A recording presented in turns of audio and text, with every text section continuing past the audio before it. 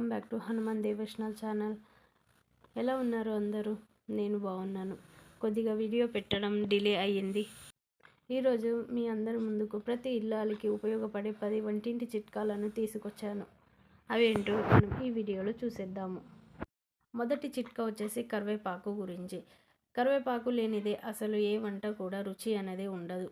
కరివేపాకు ఎక్కువ రోజులు నిల్వ ఉండాలంటే కరివేపాకుని కోసిన తర్వాత శుభ్రంగా కడిగి నీడలో ఆరబెట్టుకోవాలి. ఒక ప్లాస్టిక్ బాక్స్ తీసుకొని దానిలో పేపర్ టవల్ లేదా టిష్యూ పేపర్ వేసి ఆ తర్వాత కరివేపాకు వేసి నిల్వ చేసుకున్నట్లయితే సుమారు 60 రోజుల వరకు ఫ్రెష్గా ఉంటుంది. అన్నం వండేటప్పుడు తెల్లగా రావాలంటే ఉడుకుతున్న అన్నంలో 1 చెంచా నిమ్మరసం వేయాలి. అప్పుడు మల్లె పువ్వులాగా అన్నం తెల్లగా వస్తుంది, అలాగే విడివిడిగా వస్తుంది. మనం వంటగదిలో ఎక్కువగా చాకులు యూజ్ చేస్తూ ఉంటాము. వాడుతూ ఉండగా ఈ నైఫ్ అనేది నల్లగా మారిపోతుంది. దీన్ని శుభ్రం చేసుకోవాలంటే నిమ్మకాయ ముక్క తీసుకొని దానిపైన కొంచెం సాల్ట్ వేసి చాకు పైన రుద్దినట్లయితే తెల్లగా తలతలలాడుతుంది, పదును కూడా వస్తుంది.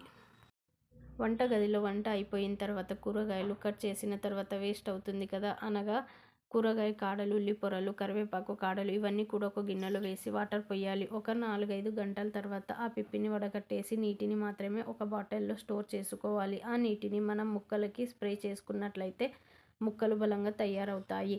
కూరగాయల ముక్కలు అయితే ఎక్కువగా కాయలు కాయడానికి సహాయపడుతుంది. గులాబీ పుష్పాలు మరింత ఎక్కువగా కాస్తాయి.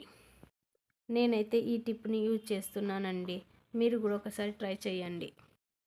స్వీట్కు చీమలు పట్టకుండా ఉండాలంటే స్వీట్స్ అన్నీ కూడా ఒక స్టీల్ బాక్స్లో లేదా ప్లాస్టిక్ బాక్స్లో వేసుకొని చిన్న దూదిని తీసుకొని 1 లేదా 2 చుక్కలు వెనిగర్ దూది పైన వేసి బాక్స్ అంతా తుడిచినట్లయితే ఎన్నేళ్ళైనా స్వీట్కి చీమలు పట్టకుండా ఉంటాయి. పెరుగు పాడవకుండా ఉండాలంటే చిన్న కొబ్బరి ముక్కను పెరుగులో వేసినట్లయితే పెరుగు ఫ్రెష్గా ఉంటుంది, అలాగే పులుపుదనం రాదు.